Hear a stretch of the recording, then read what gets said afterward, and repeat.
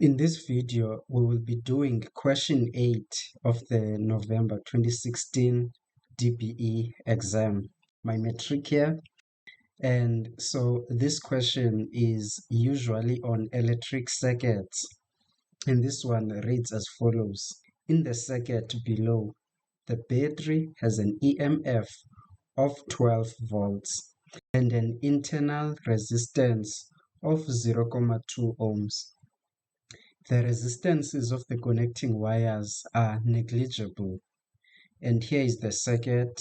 Obviously, this is the battery with the EMF of 12 volts and an internal resistance of 0.2 ohms. We then have a switch between points A and B, and currently this switch is opened, which means that this is an incomplete circuit. There is a resistor R which is connected in series, and then we have two other resistors that are connected parallel to one another, and then they have also indicated some points C and D. It will become clear as we go over the questions why they have noted these. And the first question is define the term EMF of a battery.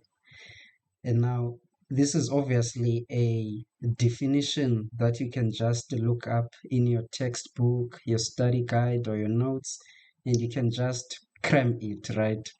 But of course, the most important thing is to understand what it actually means. So basically, EMF, which is obviously short for electromotive force, is the maximum or total work per coulomb of charge that the battery can do to move a charge from one terminal of the battery through the circuit to the other terminal of the battery. Because the purpose of a battery is to provide energy in order to move electrons from one terminal of the battery via the connecting wires to the other terminal of the battery. And another important thing that is worth mentioning when it comes to EMF is that it can be measured by connecting a voltmeter across the terminals of the battery while there is no current flowing. So if you were to take a voltmeter and you connect it across the terminals of this battery while the switch is opened, meaning that the current is not flowing, you would measure the EMF of the battery, which is 12 volts. Okay?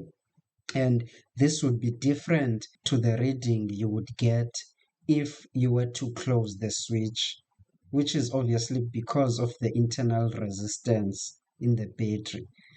Because due to this internal resistance, some potential difference of voltage will be lost inside the battery, which is then going to make this reading to be less than the EMF of the battery when the current is flowing in the external circuit.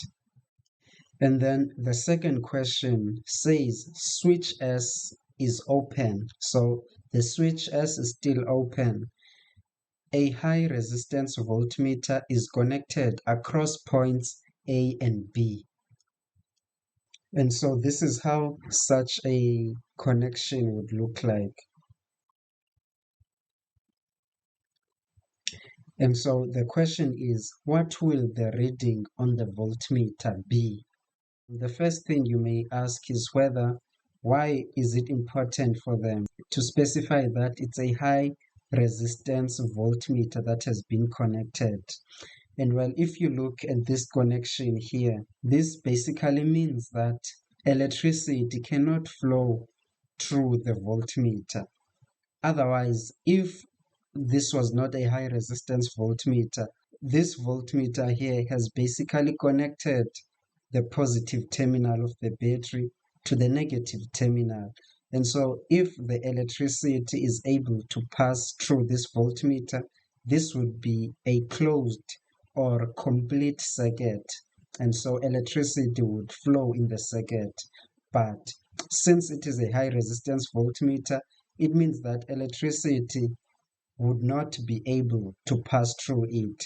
And so since the switch here is still open, this is still going to remain an incomplete circuit, meaning that electricity will not be flowing in the circuit.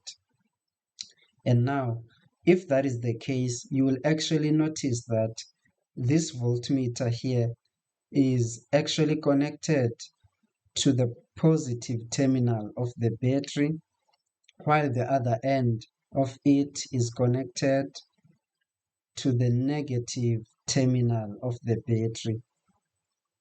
And if that's the case, as we had already mentioned when we were talking about EMF, whenever you are measuring potential difference across the terminals of the battery while there is no current flowing, you are measuring EMF of the battery. So this reading on this voltmeter here would be equal to the EMF of the battery, which is 12 volts. The third question here is switch S is now closed. So we now close the switch S, right? Meaning that our circuit is now complete and current will start to flow around the circuit. So switch S is now closed. The same voltmeter is now connected across points C and D. And the question is still, what will the reading on the voltmeter be? So we now take this voltmeter and we connect it across the points C and D. So since a voltmeter is always connected parallel, this is how that connection would look like. And let me remove the other voltmeters. And so what is important for you to know in order to answer this question is that, as we have already seen, for example, in the previous question, we can connect a voltmeter across the terminals of the battery in order to measure the EMF if the current is not flowing. And now the second thing that you need to know is that if you connect a voltmeter across the terminals of the battery while the current is flowing, you will then be measuring the potential difference or the total voltage of the circuit. And as we mentioned, it will be less than the EMF of the battery because of the internal resistance. And now the third thing is that we can also connect a voltmeter across any resistor in the circuit or even any other circuit component that has resistance, like a light bulb. And if we do so, for example, if we were to connect a voltmeter across a resistor R, this would measure the potential difference across the resistor R. And that potential difference is basically the work that needs to be done in order to move an electric charge through this resistor. And this is because a resistor resists the flow of electricity, or basically the flow of electric charge. So there is some specific amount of work that needs to be done in order to push a charge or to force a charge through a resistor. So that is why if you connect a voltmeter across a resistor, you would get a certain reading. And so now, if you consider this voltmeter connected across points C and D, across the points C and D, there is no resistor or any circuit component that has resistance. So this voltmeter here would measure nothing because it is not connected across any resistor or other circuit component that has resistance. So the potential difference across these points is going to be 0 volts.